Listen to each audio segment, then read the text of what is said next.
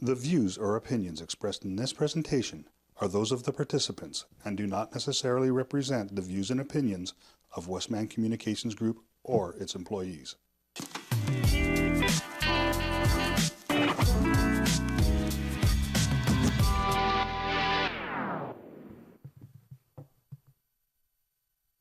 Hello and welcome to the KC Chronicles. Woo! I'm your host Kenzie Jordan, and this is my co-host Colin Shalleck. Hi. If you didn't see our previous episode yet, go watch it because it's a special episode. Special program. We went out to the Spirit Sands It's Spruce Woods. and we went hiking.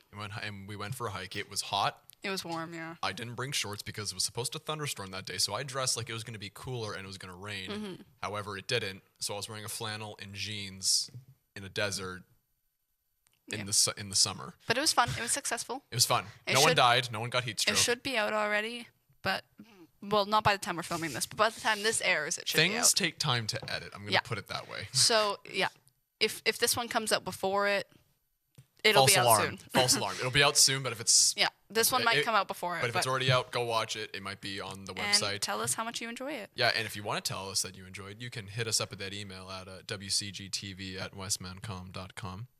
No obligation to, but we'd always appreciate it. You can also email us if you or anybody you know wants to do a podcast here in the studio Come with join us, by yourself, or with your own group of friends. We have 4 microphones, so we have up to 4 people on a podcast at once. Who wouldn't want to do a podcast with us? Yeah, we're like brother and sister. We were talking about this before the show. And honest to we God, act like it. honestly, I think God made us partners on this podcast because he knew our parents could not handle us as siblings. Or he knew that we'd hate each other. Oh, yeah, no. Like siblings. It's great. In a sibling way. We're definitely very sibling-like. Yeah. Mm-hmm. You should have seen us the last 20 minutes. Yeah, before we were started just this waiting episode. for things to be set up, and we were Kind of goofing off. goofing. And you would hate us and never want to do a podcast if that made it to air. But that's not important. However, The topic of today Kenzie's is gonna take very us over. important. So I don't know about you guys, but I am an avid true crime lover. I have a true crime podcast, and I will do a little bit of a promo of them on here because they are so good. It's called Crime Junkie, and you can find them on Spotify or anywhere else you find your podcasts. They do have a website as well, but they cover a wide range of cases, and I did take a couple cases, not directly from them, but like ones they've done, and I just spinned it into my own words. We have a couple cases we want to talk about today, and by we I mean me because Cullen knows nothing. This is a surprise to him. I know stuff. I know some things. But not here the and there. cases that we're going to talk about today. Oh. But I do think if you like true crime as much as I love it, you should definitely check out Crime Junkie because they are more professional and they're full true crime podcasts. With that, I think we jump in. So Kenzie has kind of prepared I think 6 stories that I've 6 stories. One is local, Canadian. Yeah. And then all the rest are international, I believe. Yeah, they're mostly U.S., but I And- don't really have specific places for them. Yeah. We won't spoil anything too much, but we're just going to read it out. And a little birdie told me that these are unsolved mysteries. There's like 2 that are actually solved, Okay. but they're very interesting cases. But yeah, we can still talk about them if they're solved, unsolved. I think it'll be a good topic of conversation to figure out, like in our mind, what we think may have happened or like what we think about the case. We're going to have a fun time. Yeah. So let's get started. We'll start with the unsolved murder of Claire Gagnon. So is this a Canadian story? This is our Canadian story. Okay.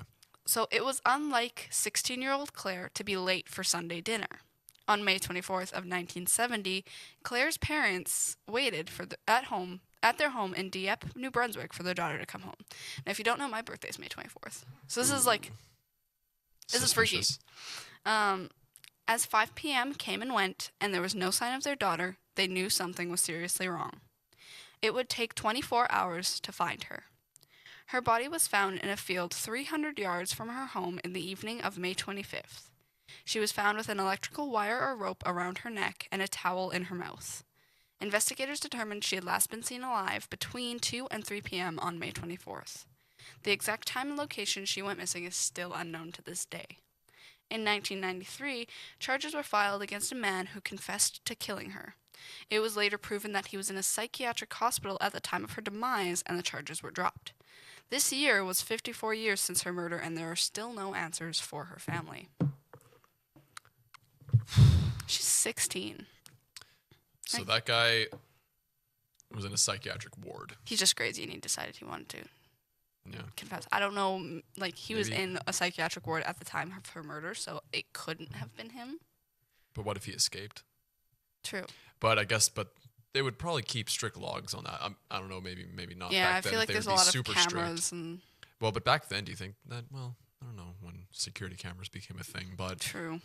yeah, when you think about it, he could have escaped, but it maybe would have been on a camera, or they would have had a record of it. And if things didn't line up, unless he somehow secretly escaped and came back, but that's a lot of haves and have-nots. Can we talk about the way she was found? That is freaky. That is, like, in terrible. A Like, field with a. with electrical wire or like rope around her neck, and then a towel stuffed in her mouth. So I guess the towel was so that she wouldn't make noise, probably. So I'm assuming like It was it was designed to be a kill that was not. There wasn't no noise. It was supposed to be a stealth. So Well- that almost makes it feel like it's premeditated. I also think that maybe she wasn't killed right when she was abducted. Maybe. You know what I mean? Like And if they had the towel in her mouth, maybe they were holding her for a while somewhere. Maybe she did die, and then they decided And to dump her body. Like maybe they intended to kidnap her. Yeah, like it could have been something like that, or even they held her for a little bit, did unspeakable things to her, and then they decided to kill her. Like that could have happened. And we say they because we don't know if it's a guy or a girl who did it, or if it was multiple people. Should we do like a little segment where we do like a devil's advocate, or like we should like try and come up with our own theory of what happened? I think. What do you No. think happened? Now, aliens are a thing. No. I was like, the man who went on a tangent in one of our previous episodes about aliens is telling that Nothing, yeah. aliens are a thing. Mm-hmm. No. Yeah, there's a lot of, because again, the guy confessed, but he was in a psych ward, so you never know if the reason why he was in the psych ward, maybe that compelled him to just lie or something. But at the same time, if he was in a psych ward in 1993, like 23 years after that went down, I would have to think, if he was in a psych ward and he had no news of what had happened on the outside, and he confessed to it, that could be plausible because, how would he have any idea that this had happened? Mm-hmm. He confessed like 23 years after it happened too. Like, but he was in the psych ward while it was happening, so it doesn't make. It doesn't make sense though. But again, if he would have had no knowledge of it. But then again. But then he could have been. When told by was he someone else. released? Oh, well. Because when he confessed, I don't think he was in the psych ward. So what if he and to confess 23 years later? What if he got out and then he found out about it and then he's like, "Oh, I want the credit." And And what was the context and the setting that he confessed? Like, did he go down to a police station, or was he there was drunk? no Or was he drunk with friends? And there was no context on it. Like none that I could find. So I wonder if the police maybe like withheld that from the public. maybe, yeah, there are some records that are always withheld. That sounds like an unsolved mystery. Sorry, I want to take a brief pause and say, do you remember like that one show, or have you seen anything of that show from like the 80s, like unsolved mysteries or something like that? I don't know, but I know And like that- BuzzFeed does the unsolved. Yeah, well, but the guy would then like walk up to the TV with like the theme in the background. He's like, perhaps you could even solve a mystery. This is kind of what we're doing. Yeah. If any of our viewers, if you've lived in New Brunswick, or you happen to live in New Brunswick at the Or time if you around know this 1970, story better than we do, because I just shortened it super quick. what are your experiences with it? You can hit us up at the email, Mm-hmm. WCGTV@westmancom.com. But yeah, apparently, like to this day, her murder has not been found, which is terrifying because she was 16 when she went missing. And imagine being the family, like your daughter that's passed away. 1970. That's 54 years ago. Well, and yeah, I mean, maybe the parents aren't time. even around anymore. Well, they're probably not, given that amount of time. Most And likely. I don't know if she had any siblings, but by the sounds of it, it seems like she was an only child too. Yeah, so there's not really a whole lot of, Yeah. Yeah, there's really not a whole lot of ways to kind of trace back your steps, really. Are you ready for story number 2? Yeah. Yeah. This Okay.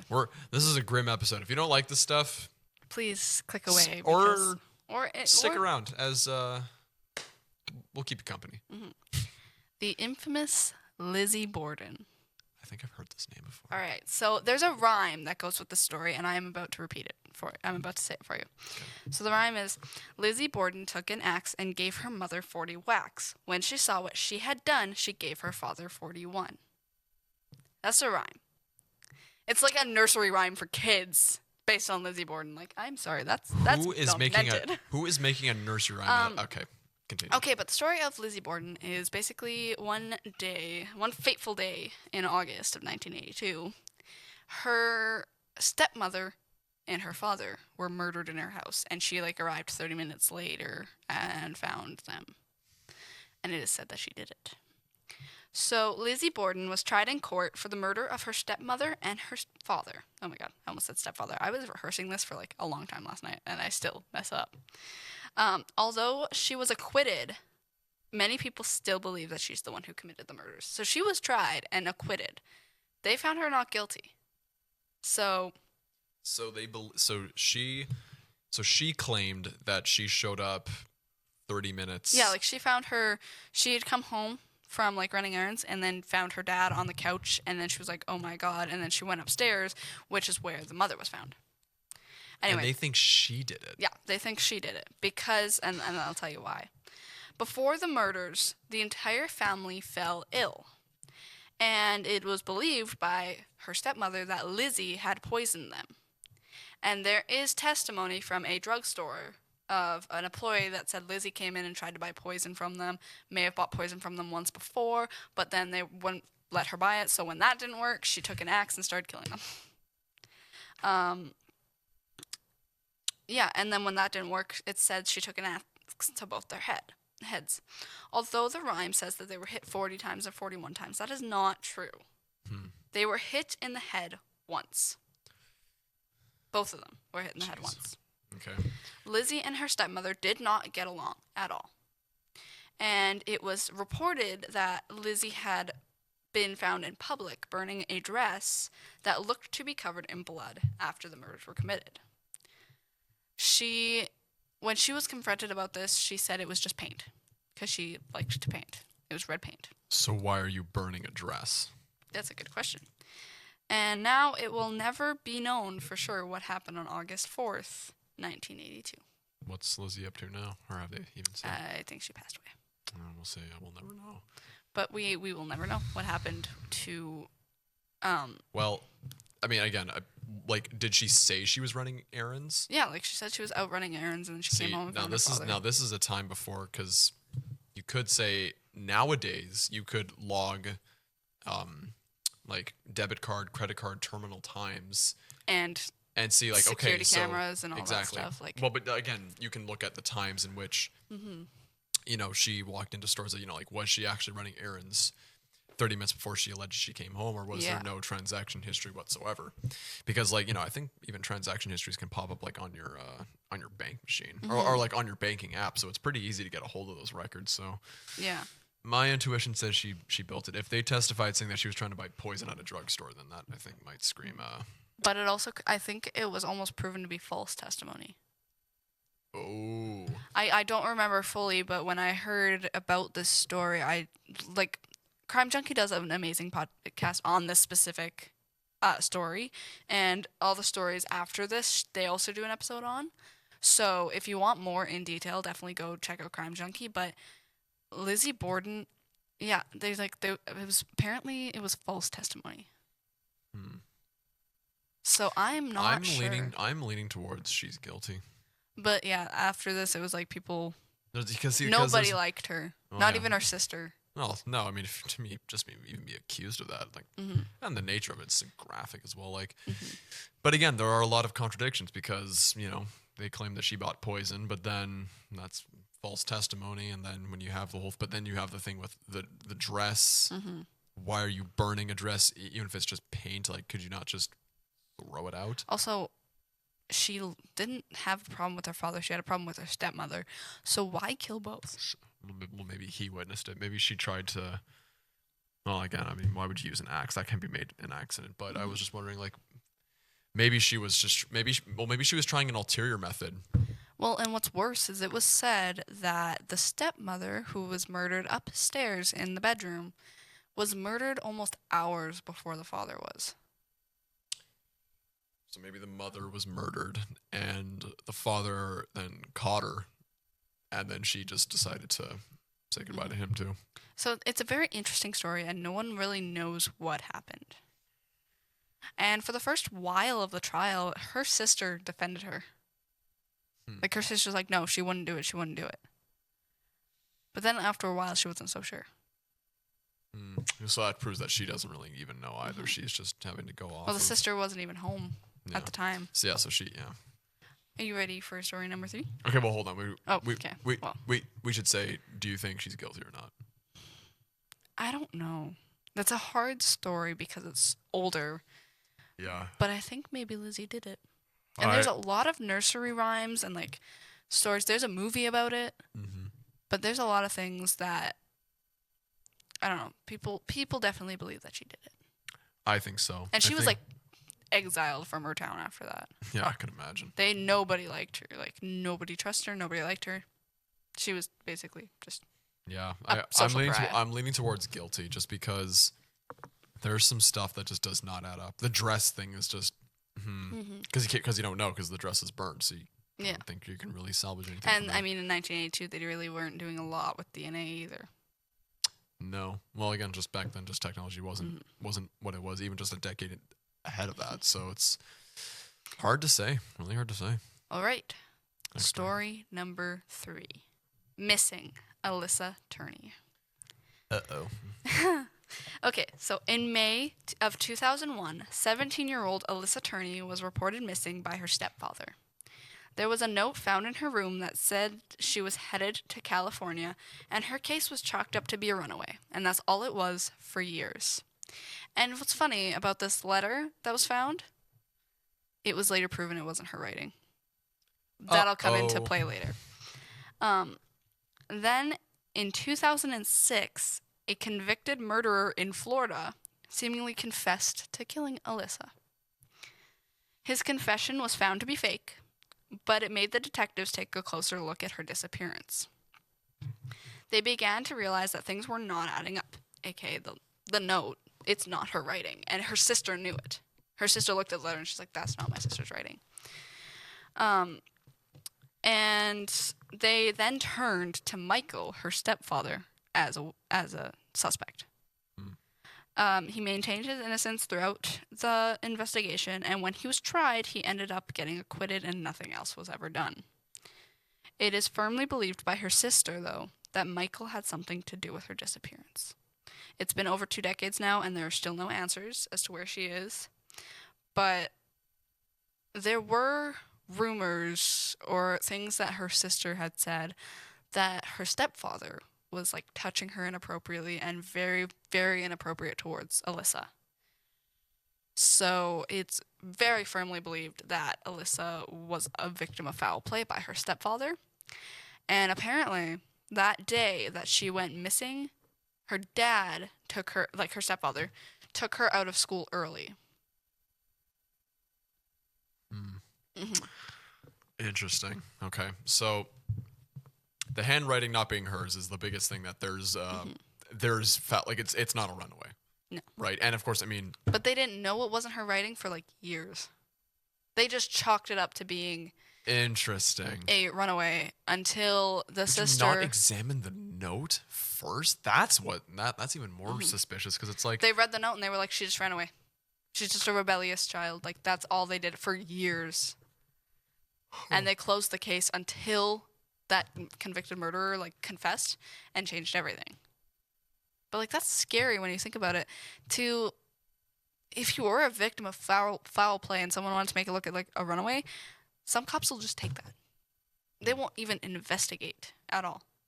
And especially if it's, like as an adult. So if either of us were to go missing, they would be chalked up as a runaway until they either found our body or found a reason to suspect foul play. Which is bad. Which is terrible.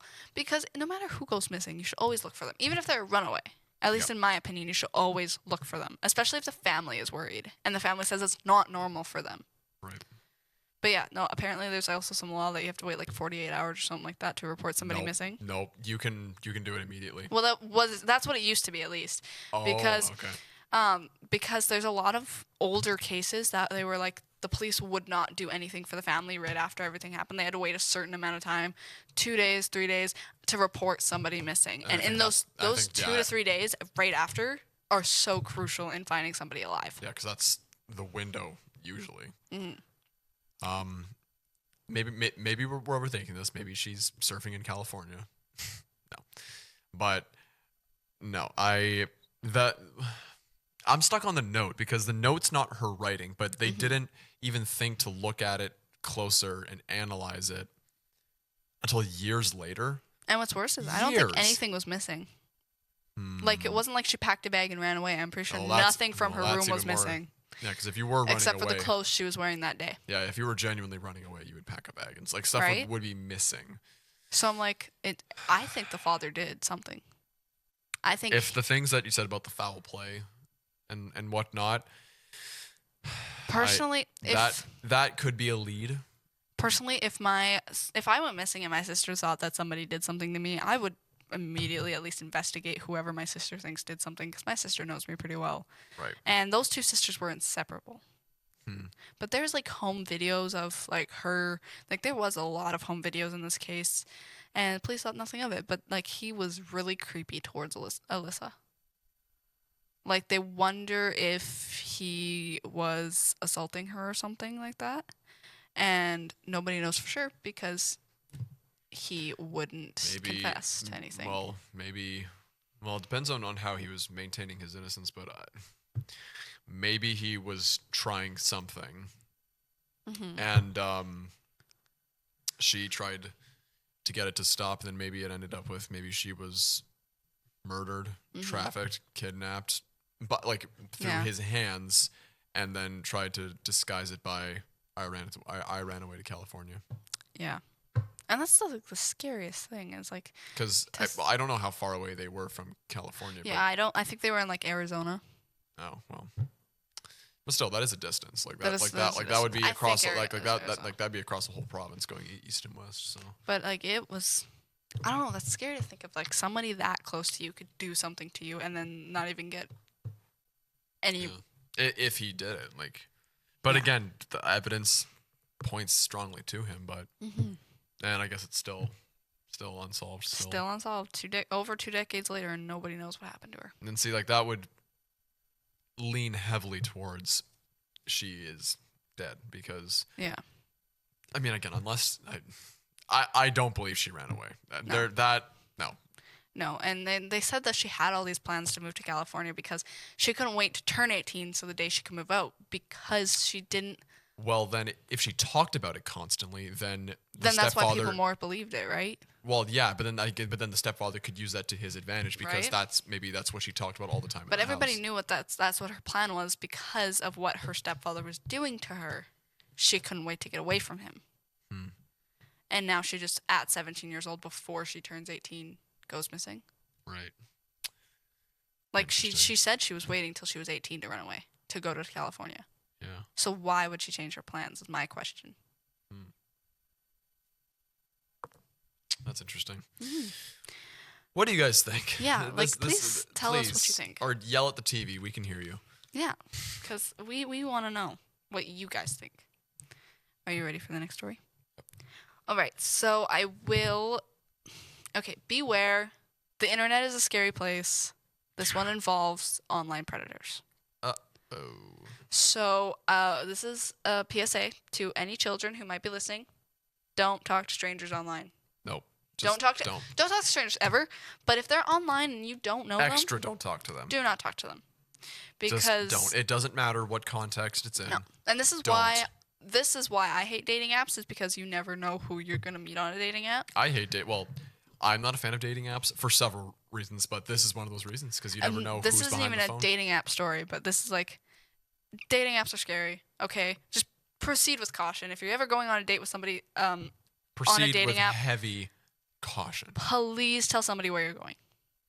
Have someone have your location, because you never know who you're going to meet, and you never know what could happen. You never know. And same thing happens with real life. Just always be safe. But this is the story of Casey Woody, who was murdered. So, Casey Woody is a 13-year-old girl who was kidnapped and murdered by an online predator. She had lost her mom at just 7 years of age, so she was very close with her father and her brother. And her dad was a police officer and her brother was going to college. So it was very common for her to be left home alone while her brother was studying at the college and her dad was working. And when she was home alone, she'd often talk to guys in online chat rooms. And these guys were a lot older than they were pretending to be. So she met 2 guys. One was, I don't remember the name of the first guy, but the second guy was named Scott, and she started dating Scott. And they had sent like pictures back and forth, like mailed pictures back and forth to each other, so he had her address. But weirdly enough, he's not the one you need to worry about in this case. And yeah, these kids were supposed to be like 14, 15, around her age type thing. But the other guy wasn't so fond of her dating Scott. He wanted to date her. Like, they both wanted to date her, but she chose to date Scott because she was more into Scott and was closer with Scott. But one night, she was home alone. That night, she had actually asked her friends multiple times, multiple different friends, to have a sleepover with her. I don't think she felt safe to be home alone. And prior to this incident, she was home with one of her friends, and she was on the phone with the first guy. So not her boyfriend, but the other guy. And she was hearing footsteps downstairs. There was just the 2 of them home alone. But she was hearing footsteps in her main floor. And so she's like, to the guy on the phone, she's like, I'm scared, I think there's somebody in my house. He's like, no, you're crazy, it's okay, everything's okay. He was basically gaslighting her, but that's anything. So this night, she was home alone. She was asking other people to come for sleepovers, but everybody said no. And everybody would regret that decision. She began to hear things in her home. Same things she was hearing. Footsteps, people walking around downstairs, and like, it was, honestly, people should have noticed before, but it was a red flag because she was asking for a sleepover on a weeknight. She never asked for a sleepover on a weeknight. And most people don't have sleepovers on weeknights to begin No. with. And she asked every single one of her friends for a sleepover that night, and they said no. She was taken from her home that night by the one guy she met online, the first guy. His real name was David Fuller. He abducted, assaulted, and then shot her. He later shot himself when the police were attempting to get into the storage unit that he was keeping her. So he rented a van, and he had her in the back of this van tied up, and then he was sitting in the storage unit with the van backed in. And like the police were trying to get in, but when they were trying to get in, when they like knocked and they were like, let us in, they heard a gunshot. And when they broke in, he was passed away, and she was as well. And he actually had rented the van and the storage unit weeks prior, the same time she was hearing steps in her house. The first time, when she had a friend over. It is said that he was going to plan to abduct her then, but she had a friend over, so it would be messier. So he ended up not doing it. And he lived in a completely different state. Oh, God. So he would like leave his state just to be there. And he was pretending to be way younger than he was, but it actually turns out he was an old man whose life was falling apart. He had lost his job because of inappropriate things on his computer at work. He had been accused of domestic violence from his ex-wife. He was losing everything. And even though he was not alive for a trial, he was guilty of murdering Casey Woody. 13 years old. Like, that's crazy. Well, sorry, that was like a heavy story, but it's heavy, but it's I think it's an important one, especially this should teach you a lesson, especially for any younger viewers. Don't talk to random strangers online. Don't talk to strangers, and never ever use that attitude of it won't be me. The statistics don't back it up. It can just easily be you, your next door neighbor, your best friend, a sibling, anybody. Mm-hmm. Do not talk to strangers online or in person. Don't. Ever. Stories like this are unfortunate proof of it. So, but there's not a whole lot of speculation No. because it's a pretty slim shut case. But I think, honestly, I think the moral of that story is just never talk to people online. The moral of that story is to protect yourself first and Protect foremost. yourself, yeah, and your privacy. Because I know, because and I will say for our younger viewers, yes, you may have a lot of online friends through more like online programs like Discord or what have you. We can't stop you from having friends on Discord, but the one thing you need to be careful about your account, who you're friends with, what servers you're in, and most importantly, what privacy and information you share with them. Yeah. I'm a believer you need to maintain levels of privacy, no matter how close you are with them online. No matter who it is, unless you know them personally, have met them in person, don't give them your address. Don't give them anything like that because you don't want someone to show up and do that to you. No, you do not. So... And then, of course, that goes for dating apps as well. Dating apps. Have you ever heard the term of catfishing? That's when. Oh yeah. There's. So, catfishing can be harmless comparatively, where it's you think you're talking to so and so, you go to the date, you go to the restaurant, and they just stood you up and they never show up. That's the good case scenario. Then there are times. Case scenario. Yeah. I have a couple examples of that I could go through quickly. Go for it. But there was one example, a girl and a guy met on a dating app, and it ended with her dying. It's the simplest way for me to put it, but she was flown off a balcony. Yeah. And it's not proven if he did it or if she was just jumping off because she was mad, but no one will ever know. So that's the moral of that whole entire story. Yeah, and another catfishing story. This is super quick, but I just thought about it because I watch a lot of conspiracy and stuff like that. But this is a catfishing video that I had heard of. It was this woman was pretending to be her daughter online, and she found this guy online who was pretending to be like the same age as her daughter, but he was an old man. They were catfishing each other, but she would use pictures of her daughter. I've heard this story. Yeah, she would use pictures of her daughter and stuff like that, like of her daughter's underwear, and send it to him. It was crazy. I remember we watched a whole documentary on it, because there was a documentary that was made on it. Mm-hmm. And I'm like, oh my god, that was so disgusting. Okay. Anyway, on to the next story. Next story, yeah. There's a limited amount of time here. We don't have time for everything. This story involves a cruise ship. One of the more haunting places to be, because especially some cruise ships can be pretty big. And in the middle of the ocean, there's no jurisdiction. So all that's on the boat is the boat's security. And they don't really care. They're getting paid. They don't really care if you go missing. And this is proof of that. On March 24th, I guess I should give you the name. The disappearance of Amy Lynn Bradley. On March 24th, 1998, 23-year-old Amy went missing on a cruise ship with her family. Missing on a cruise ship? Yeah, and her entire family was on that cruise ship. For more than 25 years, her disappearance has puzzled many investigators. Oh my god, English is not my forte right now. Amy went missing in the early morning hours of March 24th while the ship was in between two destinations. So it wasn't docked anywhere. She couldn't have been lost on an island somewhere. It was in the middle of nowhere on the ocean. Just think about that for a whole second. That night, she was at the disco on the ship with her brother, a bunch of other passengers, and crew members. So a lot of people saw her that night. Okay. And the next morning, nobody could locate her. And she was in the room with her brother, in her family's room, with her brother, talking. And then her brother went to bed. And she was the only one awake. But then she was gone. The next morning, nobody found her. Her shoes weren't even missing. Her shoes were still there. If she was going out for a walk, you think she would have taken her shoes. But nothing was missing.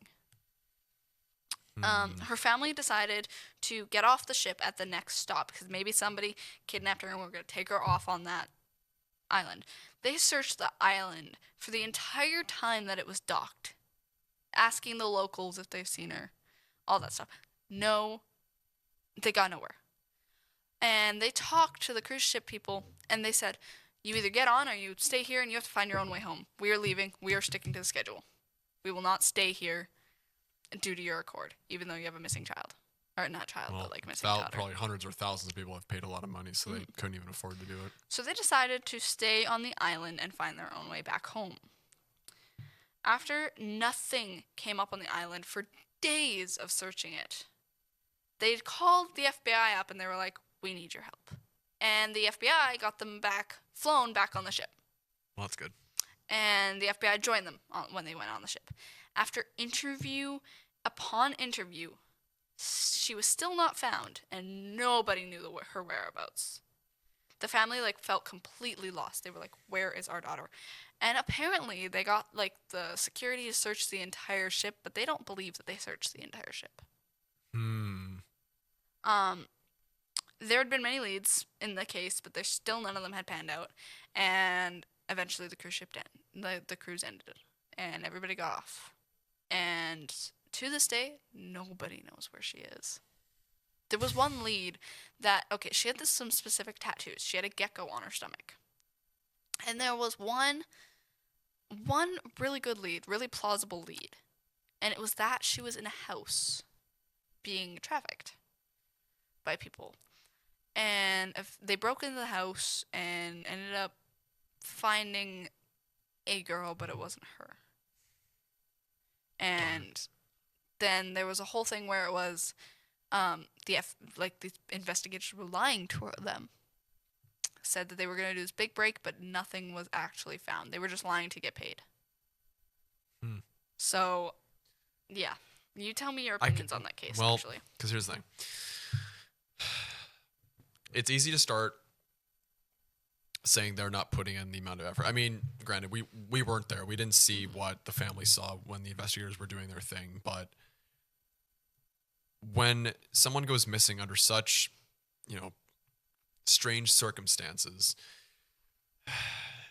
you almost start drawing any conclusion you possibly can, even if it doesn't sound that plausible. Because here's the thing.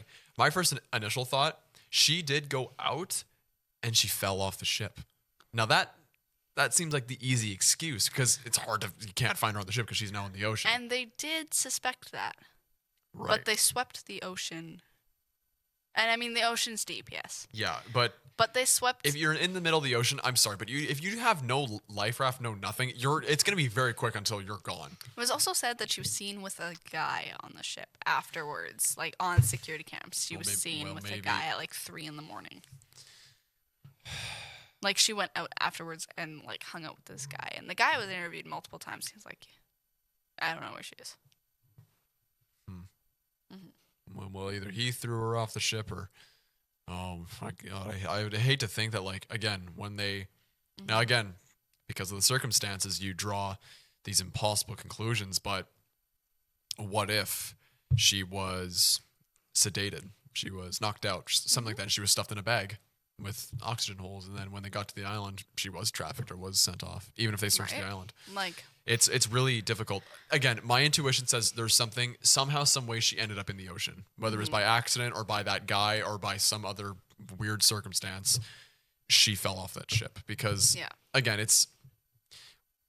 whether or not the investigators were being truthful or not,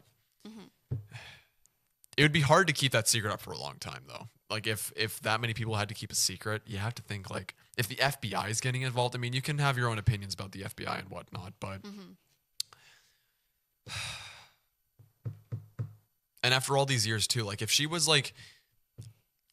kidnapped or stuffed in a closet somewhere on the ship, eventually new security staff are gonna come in and they would find her, unless every single new security staff that came in had to be sworn to this oath of secrecy, but then that secret would break out. So that's why I'm finding it hard to believe that it's negligence by the security or the FBI, or that it happened at the island.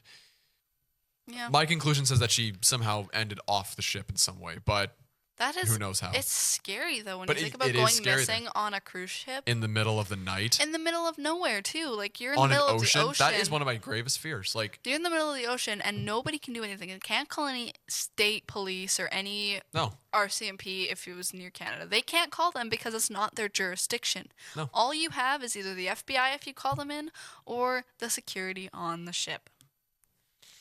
So really, it's kind of Don't go on cruise ships. No. don't go missing on cruise ships, guys. Well, Stay found. Never go alone. and like I heard before, cruise ships are huge. They are huge. Well, it depends. So- I don't know how big. I don't know if this is like one of those. It was a big. Oh, it was like one of ship. those luxury big Yeah, ones. it was like a big cruise ship. But at the same time, it's easy to go missing on those big ships because there's so many compartments and nooks But and that's why if crannies. you're with your family, you always honestly you need trackers when you're on a cruise ship. I swear. I feel like if you go on any vacation, you're just gonna have like one of those beeping ankle bracelets on the entire time, just to just for safety. I'm gonna eat an A air track. tag. But then you'll digest it and then it'll be gone. It should still be inside me, and people can find me even when I'm dead. Anyway, on That's to, okay. You know, we're gonna leave that. on There's to not our enough very last story. time. Oh, okay. This one is a solved case, but it's got so many twists and turns. It's not even funny. Twist and turn me. The murder of Jerry Michael Williams. I think I've heard this name too. And he goes by Mike. So, if I just say Mike, it'll be Mike. On December 16th, 2000, one day before his anniversary with his wife, bright and early in the morning. Of how many years does it say? I don't remember how many years, but it was a lot of years. Okay. Bright and early in the morning, Mike left his home to go duck hunting. But he never came back. It was initially believed that he had drowned and was devoured by alligators. But 6 months after his disappearance, his waders and a jacket containing his hunting license surfaced in the water, and he was declared legally dead. Now, after he went missing, his wife tried to speed up the process of getting him legally declared dead so that she could get his life insurance. Which is terrible, I'm sorry. If your husband goes missing and all you want is his life insurance? Well, automatically that sounds suspicious. Oh, if you want yes. life insurance, but again, twists and turns, you said. But his mother knew that something fishy was going on. And if it wasn't for his mother, his case would have never been solved. People would have looked Just the other thought way. he'd been dead. Yeah.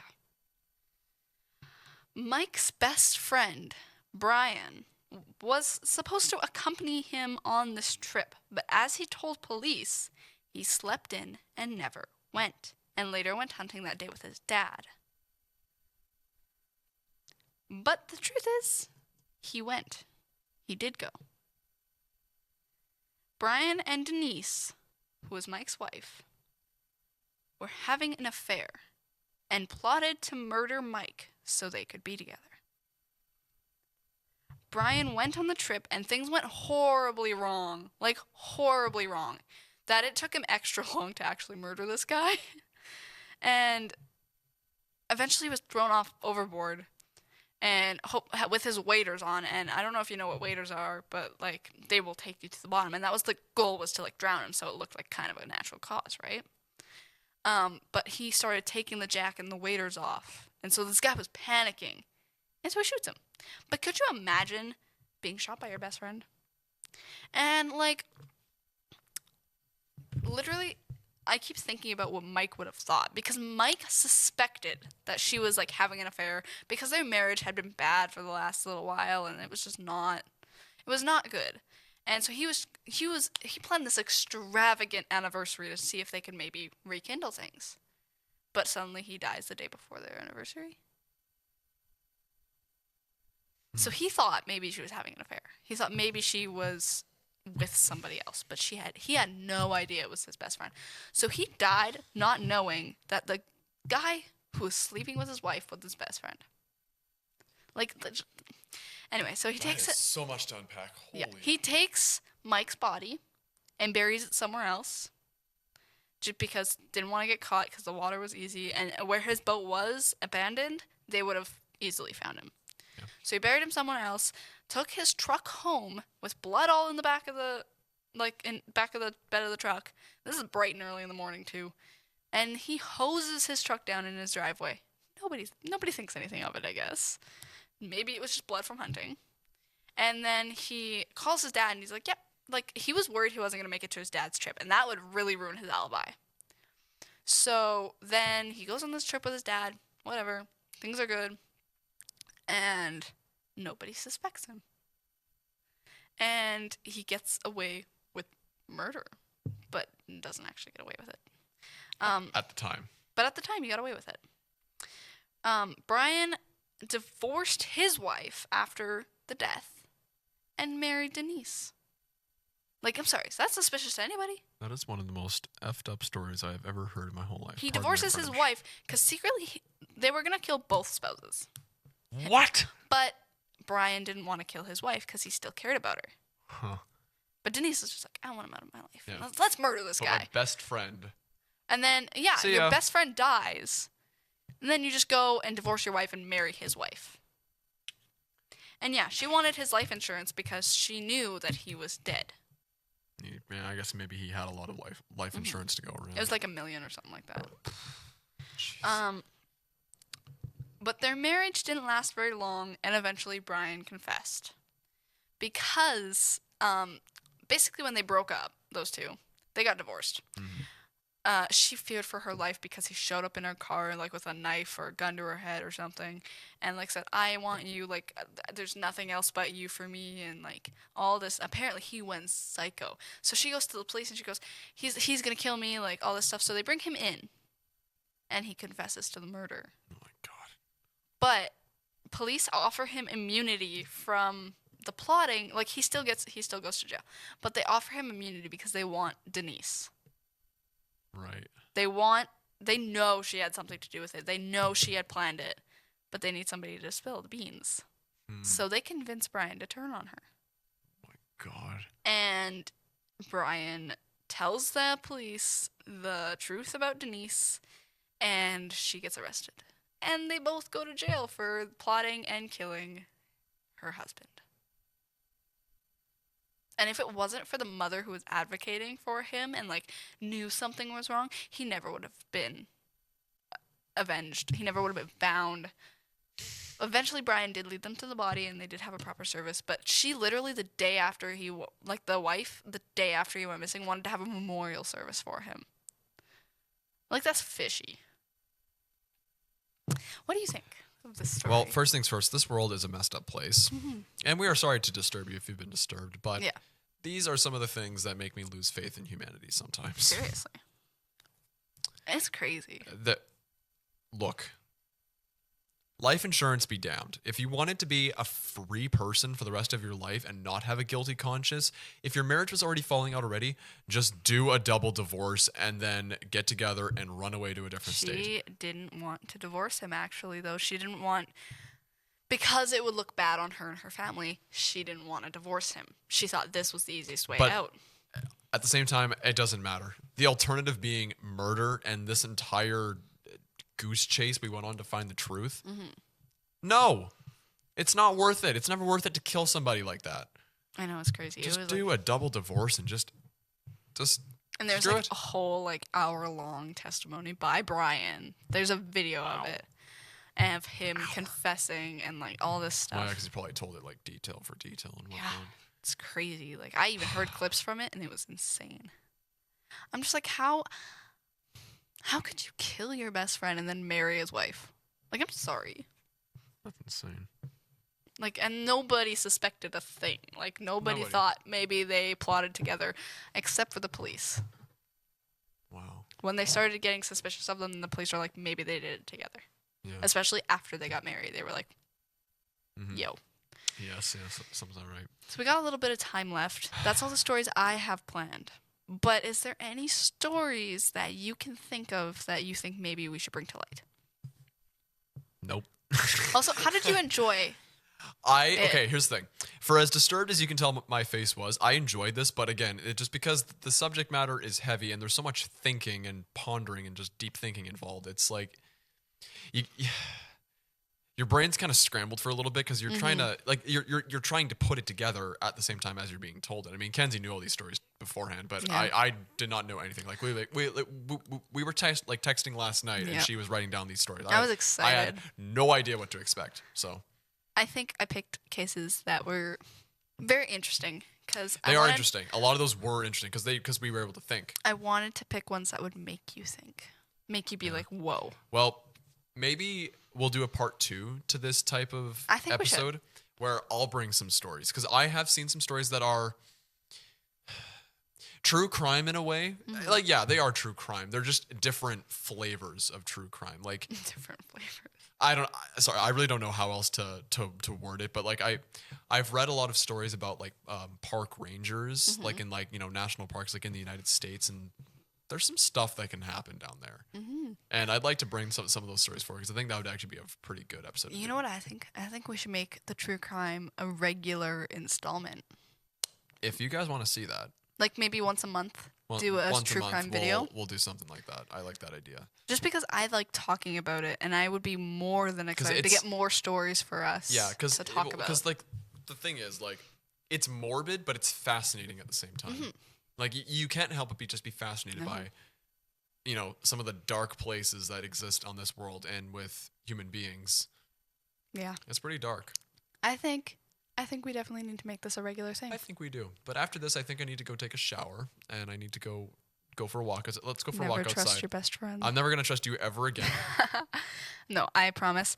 And I've said this to other people. People are like, why are you so interested in it? Like, aren't you going to get ideas? And I was like, why would I get ideas? No, I don't have this sways you against doing it. I don't have the need or the thirst to hurt people. I just find it so fascinating to learn how dark things could get or how dark people can be. Humans do this. Like, these are human beings who have done this to other people. That's what's crazy to me. And we're a smart species as well. Like, let's get that straight. Like, we're pretty much the most intelligent species on this planet.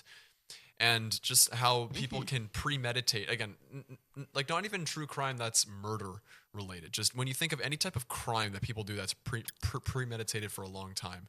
Okay. And we have the time. So I am going to talk about this. Oh, here but we go. A crime junkie rule on their podcast is to always have an If I Go Missing folder. And I was telling you about this in the car. Oh, when that's we were right, driving to the Spirit Sound. Yeah, I remember you were telling me this. But when you listen to stories like this, it's almost like Alyssa Turney, her story. When she was chalked up as a runaway, if she had an If I Go Missing folder, they probably could have solved her case by now.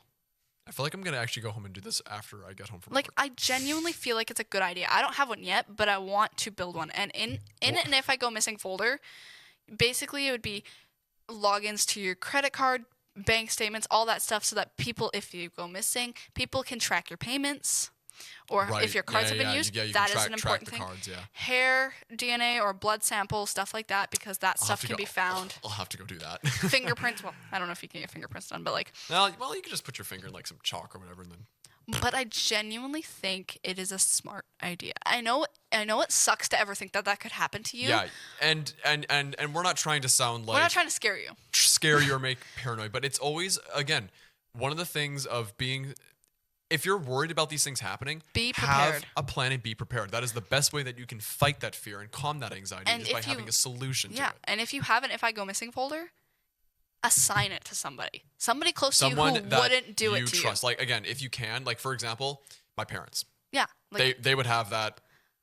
And that way, if you do go missing, it'd be the first thing people can look at. Because they have a plan that they can act on right here, right now, effectively with time. Because again, like we said, whether it was a law back then versus now, you don't have to wait 24 hours to report a missing person. No. The second you suspect someone is actually missing, call the police right then and there. And the best thing about an If I Go Missing folder is when somebody goes missing or somebody is murdered or whatever, the first thing police have to do is get warrants for the bank cards, bank statements, call logs. And that can sometimes be a bit of a headache for them. That can take a long time. But if they have information that they can work with, that can speed up the process. If they have the access directly from you and your family, it could speed the process up and you could be found alive. Yeah.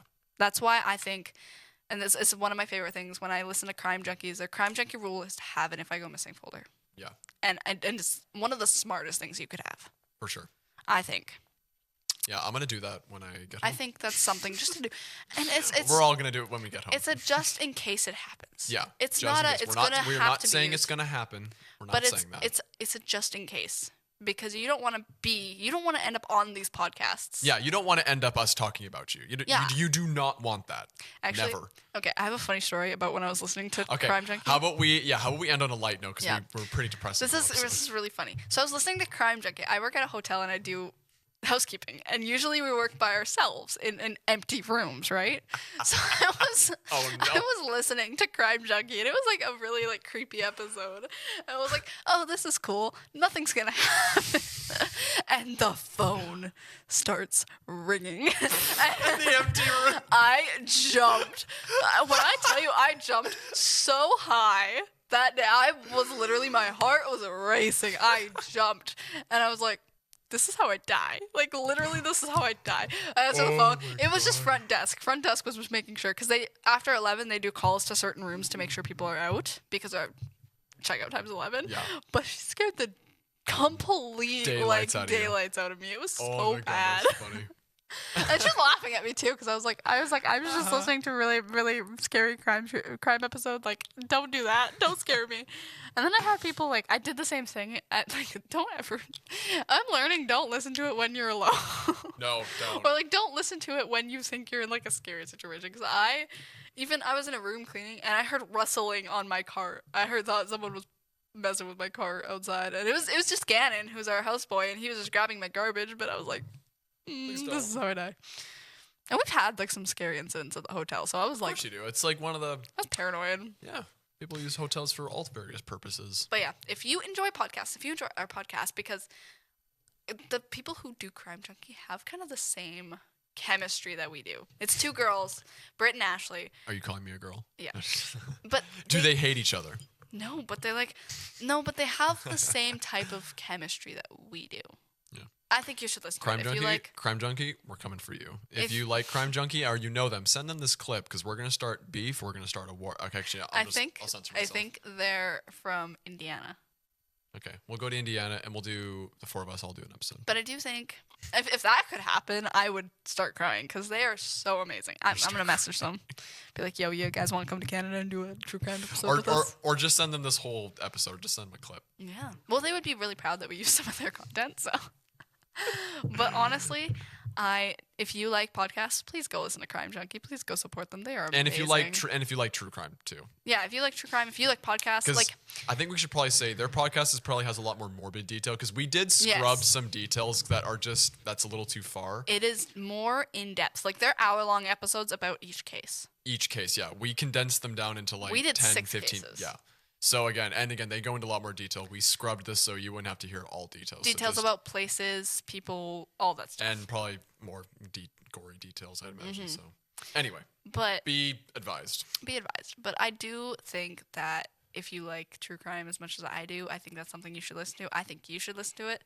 They've got episodes dating back to like 2018. I don't need to be a paranoid person. I'll do it. I'll do it if I go missing folder. No, but it's But, not gonna make you paranoid. It's so fascinating. If you thought It's gonna make me cry. And have if you nightmares. thought these stories were fascinating, when I'm listening to Crime Junkie, I genuinely don't even register that I'm listening to something. It's just like I hear the details while I'm doing stuff. I could be cleaning, I could be doing whatever, and Like you almost just go on autopilot. yeah, and you just and listen. I'm listening, and I'm just so intrigued. I'm so encaptured by them. I listen to them when I drive. Don't get in a car crash. I won't. Because you don't want to drive on autopilot. That's not good. No, but like Not in the city. it's hard to explain, but it's like I'm Yeah. taking in the details without even really paying attention to it. Right. Anyway. Listen to Crime Junkie. Yep, and this is we this are is an ad for Crime Junkie. probably guys. over our time. We're getting close to our time. So, Yeah. So we should wrap it up. thank you very much for watching. True Crime Part 2 is going to happen. I'm going to be hosting it next time. I'll bring I- forth some stories. Yeah, I do think we should do this Somewhat often. and it's add it just a couple times, because I liked this episode and I would was definitely good. do it again. It was good. Thank you for joining us today. Thank you for listening to us. If you like true crime, Crime please let Junkie. us know. Listen to Crime Junkie. Let us know your thoughts on these stories, because we want to know. You can email us at wcgtv@westmancom.com. Send us and- feedback. Yeah, we please love do. we love the feedback. And we hope you have a wonderful rest of your week, or whatever day it is. Have a wonderful rest of your day. What day is it? I don't even know. I don't know, it's Wednesday today. It's Wednesday. Oh, But, no. I don't like Wednesdays. It's middle of the week. it's hump day. We're the farthest away from the weekend. I guess that's I'm true. tired. I'm gonna go. I Okay. need to go for a walk after this episode. We're gonna go for a walk out. Yeah, we're outside. gonna watch some YouTube together and have Yeah, fun. we're gonna bring up the spirits because this is depressing. But it was good. Thank you for joining us, and we will see you next time. See you guys. Bye, guys.